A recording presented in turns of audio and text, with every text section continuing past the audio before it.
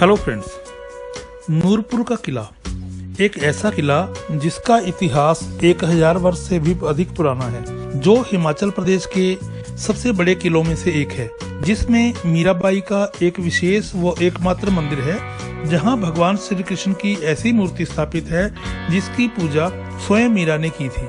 और इस किले का इतिहास जहांगीर की प्रिय बेगम नूरजहां से भी जुड़ा हुआ है और भी ढेर सारी रोचक जानकारियां। तो चलिए हमारे साथ और देखते हैं इस इतिहास को। चंडीगढ़ से इस स्थान की दूरी लगभग 240 किलोमीटर है। रूट है रोपड़, नंगल, ऊना, तलवाड़ा और फिर नूरपुर। ये वो समय था जब भारत बहुत सी छोटी बड़ी रियासतों में बटा हुआ था और हिमालय की तराई में ऐसी ही एक छोटी सी रियासत हुआ करती थी। नाम था धमड़ी। यही रियासत धमड़ी नूरपुर कैसे होगी, इसके पीछे की रोचक कहानी हम आगे जानेंगे। नूरपुर का किला ऐतिहासिक और किला निर्माण संबंधी कला का बहुत महत्व रखता है। इस किले का निर्माण 10वीं-11वीं शताब्दी में करवाया गया था। इस किले ने एक रणनीतिक गढ़ के रूप में कार्य किया और क्षेत्र की सुरक्षा के लिए बाहरी आक्रमणों के खिलाफ महत्वपूर्ण भूमिका निभाई।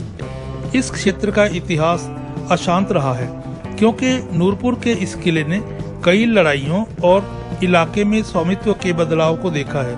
नूरपुर के किले की वास्तुकला मुगल और राजपूत स्थापत्य शैली का एक बेहतरीन उदाहरण है। कई शताब्दियों के बाद भी इतनी शान के साथ खड़ा किले का ये मुख्य द्वार भारतीय कलात्मकता की बेजोड़ मिसाल है। ये इस बात का सबूत है कि सदियों पहले भी भारतीय हस्तकला अपने स्वर्णिम दौर में थी। किले के मुख्य द्वार से अंदर प्रवेश करने पर बरगद का एक बहुत बड़ा पुराना वृक्ष जैसे हमारा स्वागत कर रहा है और जैसे एक कहानी कहने की कोशिश कर रहा है। पेड़ के एकदम साथ है एक बड़ा सा तालाब, जिसमें पीने का पानी इकट्ठा किया जाता था, और साथ में ही है हजारों साल पुराना एक बहुत बड़ा कुआं, जिसे अब सुरक्षा की दृष्टि से ऊपर से ढक दिया गया है। अब आते हैं उस कहानी पर, जिससे प्राचीन दमड़ी का नाम बदलकर नूरपुर हो गया। 1620 में कांगड़ा के किले पर मुगलों का कब्जा हो गया। इसके बाद मुगल बादशाह जहांगीर नूरजहां के साथ धमड़ी आया और नूरजहां के नाम पर धमड़ी को नूरपुर का नाम दे दिया। नूरजहां को इस इलाके की खूबसूरती ने इतना प्रभावित किया कि उसने आजीवन यही रहने का मन बना लिया। स्थानीय राजाओं को मुगलों की यहाँ उपस्थिति गुलामी का एहसास दिलाने वाली लगी, सो उन्होंने एक बीमारी का बहाना बनाकर नूरजहां को नूरपुर को हमेशा के लिए छोड़ने पर विवश कर दिया।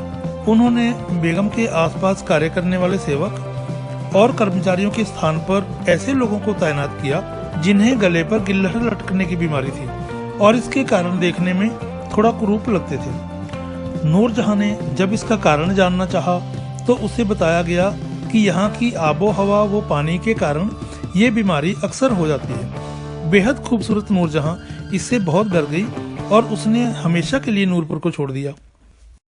नूरपुर के इस किले की यात्रा का वर्णन यहाँ के एक युवा वीर योद्धा की शौर्य गाथा कहे बगैर जैसे अधूरा सा रह जाएगा। उस योद्धा का नाम था वजीर राम सिंह पठानिया। महज 16 वर्ष की आयु में उसने शक्तिशाली ब्रिटिश साम्राज्य को ललकारा था, जब वो उसकी मातृभूमि को अपने अधीन करने की कोशिश कर रहे थे। कई वर्ष तक उसने अंग्रेजों को कड़ी टक्कर दी। वजीर राम सिंह पठानिया को एक साजिश के तहत उस समय गिरफ्तार कर लिया गया जब वो पूजा कर रहे थे, और गिरफ्तार करके रंगून ले गए, जहां से उन्हें काला पानी भेज दिया गया। सिर्फ 24 साल की उम्र में उन्होंने अपनी मातृभूमि के सम्मान और गरिमा के लिए अपने प्राणों की आहुति दे दी। 1857 की मशहूर क्रांति से कई वर्ष पहले इस किले का निर्माण पहाड़ी की एक चोटी पर किया गया है, जो कि सुरक्षा की दृष्टि से अति महत्वपूर्ण था, क्योंकि यहाँ से चारों तरफ दुश्मन की संभावित गतिविधियों पर नजर रखी जा सकती थी। इसके लिए किले में जगह जगह सैनिक तैनात होते थे। ऊपर से झब्बर और चक्की खड्ड का खूबसूरत दृश्य मन को मोह लेता है। यहाँ से पर्यटक भी आसपास के दृश्यों का भरपूर आनंद लेते हैं। उस जमाने में किले सामरिक दृष्टि से बनाए जाते थे, अपने क्षेत्र की सुरक्षा के लिए, सेना की रणनीति के अनुसार, और महल बनते थे राज परिवार के रहने के लिए। ये किला उन स्थानों में से एक है जहां सुरक्षा के लिए किला और राजा के लिए महल एक ही स्थान पर थे। किले के अंदर ये यहाँ है सदियों पुराना मंदिर। नूरपुर के इस ऐतिहासिक किले में ब्रिजराज स्वामी मंदिर संभवतः इकलौता ऐसे मंदिर है जहां भगवान श्री कृष्ण के साथ मीराबाई की मूर्ति की भी पूजा की जाती है। कहा जाता है कि नूरपुर के राजा जगत सिंह चित्तौड़गढ़ के राजा के निमंत्रण पर अपने राजपुरोहित के साथ वहां गए। जिस महल में उन्हें ठहराया गया था उसके बगल में ही एक मंदिर था।